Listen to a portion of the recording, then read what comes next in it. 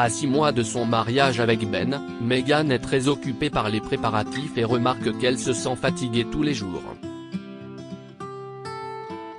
Les médecins lui ont donné le pire diagnostic possible, et Ben a fait quelque chose de choquant. Ton mariage sera le plus beau jour de ta vie, s'est souvenu Meghan en se rappelant les paroles de sa mère lorsqu'elle était petite.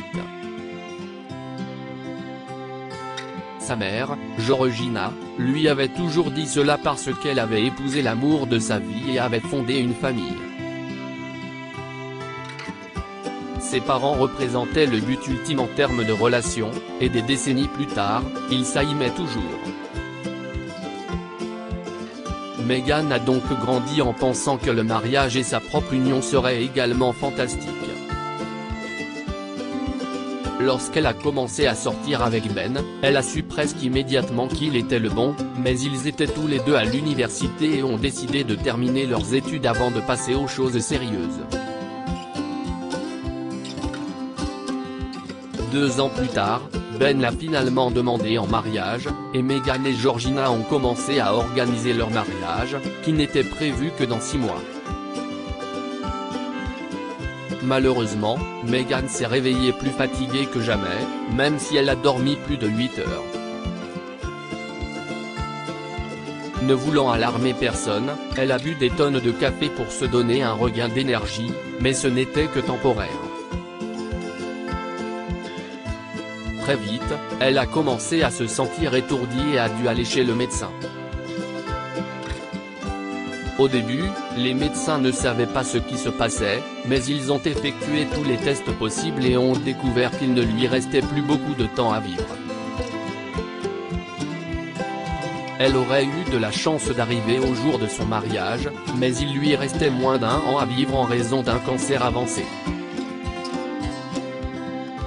Elle a donc fait la seule chose à laquelle elle pouvait penser à ce moment-là. Non.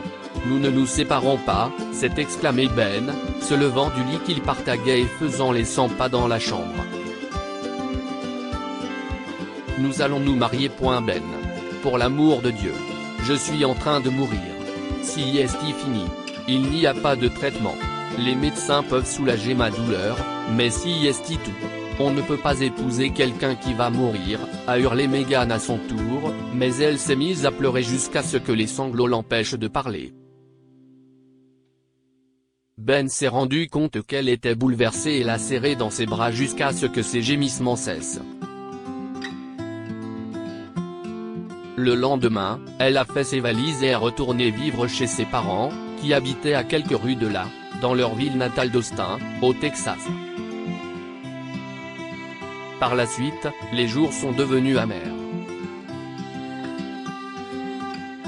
Sa situation s'est aggravée et ses parents ont insisté pour qu'elle reste à l'hôpital afin que les médecins puissent la surveiller. Ils n'ont pas encore accepté le sort de leur fille, mais ils ne voulaient pas la voir souffrir. Meghan est restée dans une chambre d'hôpital, écrivant certaines de ses pensées dans son journal et regardant la télévision lorsque la fatigue le permettait.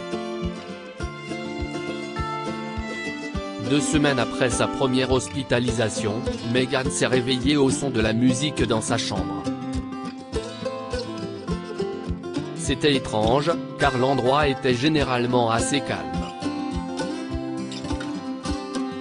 Mais la musique était douce, et elle s'est vite rendue compte qu'il s'agissait de sa chanson préférée.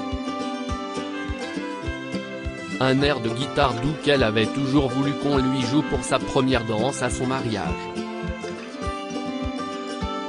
Ses yeux se sont ouverts et un sourire s'est dessiné sur son visage lorsque ses infirmières sont entrées, tenant une magnifique robe de mariée dans leurs mains. Elle a remarqué que la musique venait de l'extérieur de sa chambre. Puis sa mère et la mère de Ben sont entrées, en tenue de soirée, avec de grands sourires émus sur le visage. Tout le monde l'a aidé à mettre la robe, à se maquiller et à se coiffer le plus rapidement possible. Ils l'ont placée sur le lit, car elle pouvait à peine se tenir debout. Mais pendant tout ce temps, sa chanson préférée passait en boucle, et elle se sentait paisible, belle et adorée. Elle savait ce qui se passait et ne pouvait imaginer un moment plus doux jusqu'à ce que la mère de Ben l'appelle. Elle est prête. Son père et le père de Ben sont entrés, le sourire aux lèvres. L'un d'eux tenait une radio sur laquelle passait sa chanson, et enfin, Ben est arrivé dans un superbe costume qui le faisait ressembler à Brad Pitt aux yeux de la jeune femme. Soudain, il s'est agenouillé et a fait une nouvelle demande en mariage. Je ne peux pas imaginer me marier avec quelqu'un d'autre. Je suis prêt à prononcer mes vœux avec toi. Veux-tu m'épouser ? Lui a-t-il demandé en tenant la bague qu'elle lui a rendue lorsqu'elle est retournée vivre chez ses parents. Elle n'a pas pu dire non. Un pasteur est entré dans la pièce et Meghan et Ben ont prononcé leurs vœux. Toutes les personnes présentes se sont étouffées lorsque le pasteur a demandé à Ben s'il prendrait son épouse dans la maladie et la santé.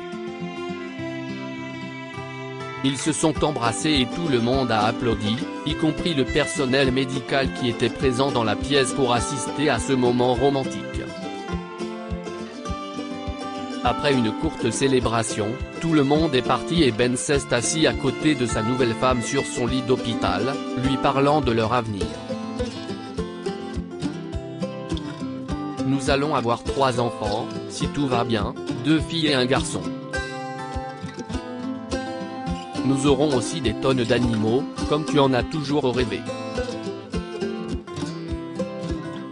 Peut-être que nous pourrons déménager à la campagne et avoir une ferme. Mais surtout, nous allons nous aimer comme tes parents l'ont fait. Si est le plus beau moment de ma vie, a dit Ben, incapable d'empêcher plusieurs larmes de couler. Nous vivrons également près d'un lac, tu pourras pêcher et je cuisinerai, a ajouté Meghan. Tu apprendras à nos enfants à jouer au baseball et tu accompagneras nos filles à l'hôtel lorsqu'elles se marieront. Notre maison sera remplie d'amour, de livres et de musique. Et nous ne serons jamais séparés l'un de l'autre, a-t-elle fini. Ils ont continué à rêver de leur vie future pendant des heures, jusqu'à ce qu'ils s'endorment en se tenant par la main. Le lendemain, Meghan a disparu. Ben est dévasté. Il a longtemps pleuré, puis il a appelé leurs parents et a pris les dispositions nécessaires. Après tout cela, il a remarqué un message de Meghan sur son téléphone portable. Elle avait dû l'envoyer après qu'il s'est endormi. Il disait « Je suis heureuse d'être devenue ta femme ». Lee Rossyoon, riche chirurgien, est stupéfait de trouver le visage de sa fille tatoué sur le bras d'un sans-abri. Un homme passe tout son temps avec sa femme alitée, elle disparaît alors qu'il quitte la maison un jour. Des fils se moquent de leur père sourd-muet en partageant son héritage jusqu'à ce que celui-ci dise à mon tour. Ben s'est rendu sur la tombe de Meghan chaque année, à l'occasion de leur anniversaire de mariage. Il l'aimera toujours d'une manière qu'il n'aurait jamais aimé quelqu'un d'autre.